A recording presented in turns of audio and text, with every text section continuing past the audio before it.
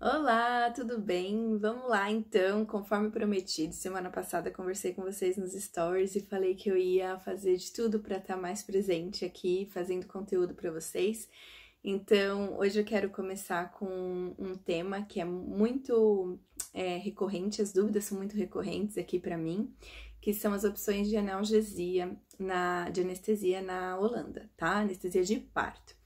Então, a gente vai falar um pouquinho sobre as opções e nesse vídeo eu vou focar em uma delas. Então, vamos direto ao assunto porque eu tenho pouco tempo. As duas opções de anestesia de parto que a gente tem aqui na Holanda, pelo menos as mais comuns, tem uma terceira, mas depois eu explico dela mais pra frente, que é bem pouco usada e pouco indicada. Mas as mais populares são a epidural e a morfina, que na verdade tem um nome diferente, chama remifentanil nos hospitais, então vocês vão ver por esse nome, mas a maioria das enfermeiras e midwives vão falar como morfina, que é um nome mais comum e traz uma ideia melhor do que é como essa substância age no corpo. Mas também não se assustem se vocês verem esse outro nome estranho, é a mesma coisa. Aqui a gente vai chamar de morfina, que é mais fácil, tá? Então, a epidural, hoje nesse vídeo especial eu vou focar nela e aí depois eu vou fazer um outro videozinho para falar da morfina, tá? Então, a epidural, ela é mais popularmente conhecida, especialmente entre nós brasileiras, porque é a mais comum no Brasil também. Só que o que causa muita dúvida, que eu percebo que chega para mim essas dúvidas é em relação a essa diferença que no Brasil as mulheres tomam a epidural e continuam se movimentando, usando bola, usando banquinho na hora do expulsivo, parindo em 4 apoios, etc. E aqui não é possível. Então, como que funciona aqui? Realmente não é possível, pelo menos até agora, março de 2020, não é possível. Talvez isso mude em um futuro, se tudo der certo, um futuro próximo, esperamos.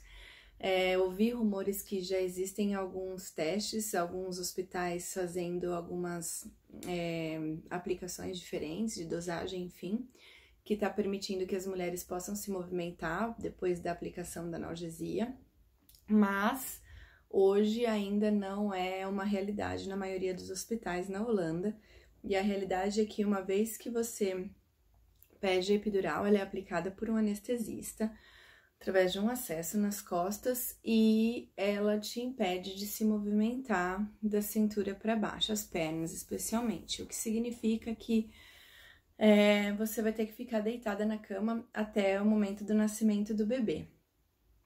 Não é permitido que você se levante nem para ir ao banheiro, e por esse motivo, uma vez que eles aplicam, né, a epidural, eles colocam um catéter de urina para que você mantenha a bexiga vazia durante todo esse processo do trabalho de parto, já que a bexiga vazia é importante para que o bebê desça e ache o caminho aí certinho. A bexiga cheia pode atrapalhar a descida do bebê, então isso é importante, por isso depois que eles aplicam a epidural, eles já colocam esse catéter, tá?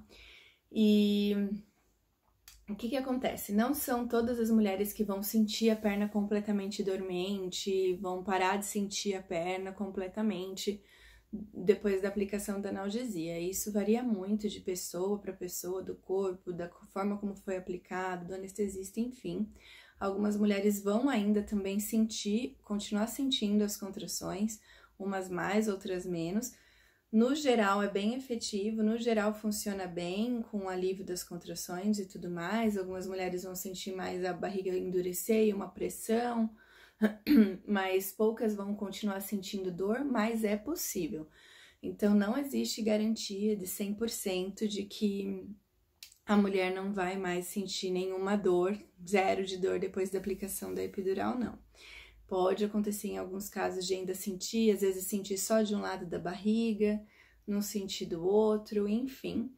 Então, o ponto positivo é o alívio da dor, o pró é o alívio da dor, mas não é garantido 100% de alívio de dor, tá? Isso é importante entender também, porque eu já vi muitos casos de mulheres que se decepcionaram. Eu pedi epidural e não funcionou, continuei sentindo dor e aí não pude nem levantar. Então, fiquei com dor e fiquei deitada na cama sem poder ajudar meu corpo a tratar melhor e lidar melhor com a dor. Quem já passou por uma experiência de parto sabe, e quem não passou, vou contar agora, que ficar deitada na cama é uma das piores posições, para a maioria das mulheres, pelo menos, para lidar com as dores das contrações. Então, se movimentar, a natureza é sábia, né? A natureza já coloca para você posições e te induz a posições que vão facilitar o seu corpo, facilitar o caminho e a descida do seu bebê, facilitar a dilatação, e que essa posição não é deitada. Normalmente são posições verticais, agachada, em 4 apoios, sentada até, mas deitada definitivamente não é a posição ideal. Mas no caso da epidural precisa ser assim aqui na Holanda, tá? E esse é um dos contras, e agora eu vou falar os outros contras. Não chamo necessariamente de contras, chamo de riscos associados. Porque toda intervenção que a gente faz, seja ela necessária ou eletiva, que é opcional, ela traz algum risco associado, um ou mais riscos. Então, é importante que a gente saiba quais são esses riscos associados antes da gente tomar essa decisão. Então, no momento que você decide por qualquer que seja a intervenção, pode ser anestesia, pode ser rompimento artificial da bolsa, pode ser uso de ocitocina sintética, qualquer intervenção que entre nesse processo natural do parir vai trazer um risco associado. Então, com a epidural não é diferente, tem alguns, eu tô aqui com uma cola, vou olhar um pouquinho para baixo para ter certeza que eu não esqueci de nada, e vou falar para vocês brevemente quais são alguns dos riscos associados mais comuns. Um deles é em relação a você diminuir as contrações, você não. O uso da anestesia pode afetar o ritmo e intensidade das contrações e ser necessária a indicação do uso de ocitocina sintética para que essas contrações voltem em ritmo e frequência necessárias para terminar a dilatação e para o nascimento do bebê. Então, uma vez que você está no hospital e você pede a epidural, você passa a ser responsabilidade de equipe plantonista do hospital, midwife ainda, mais plantões, não é mais a sua parteira. E aí os protocolos tendem a ser bem rígidos. Um deles é a quantidade de contrações por X minutos, e com o uso da anestesia é possível que essa quantidade de contrações por X minutos diminua, e eles vão indicar o uso de ocitocina sintética. Então, esse é o primeiro risco associado, já que a ocitocina sintética também traz riscos. É uma segunda intervenção que traz ainda outros riscos, e aí é o que a gente chamou de cascata de intervenções, né? Quando a gente tem uma, a gente acaba tendo outras.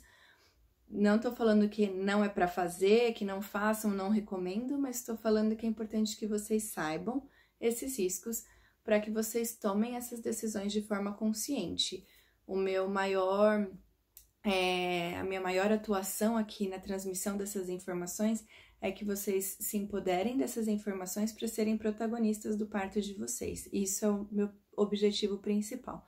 Sabendo dos riscos, vocês vão poder protagonizar isso de forma mais consciente possível, certo? Tá, uma outra questão associada à epidural é a questão da diminuição das sensações do puxo também, que é a vontade instintiva e natural de empurrar o bebê. Então, essas sensações são diminuídas e aumentam a necessidade, ou pelo menos a prática do puxo guiado, que é uma prática muito comum, praticada aqui na Holanda, nos hospitais especialmente. Então, falo aqui também um pouquinho mais pra frente sobre puxo guiado em outro momento, mas já falei várias vezes também.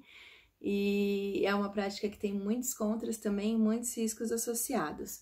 Só que no momento que você não sente os puxos instintivos, muito provavelmente a equipe vai ter que te conduzir nesse momento. Tem alguns outros contras que eu vou ter que dividir esse vídeo em 2, então eu vou fazer a parte 2 e eu vou continuar no próximo vídeo. Até já!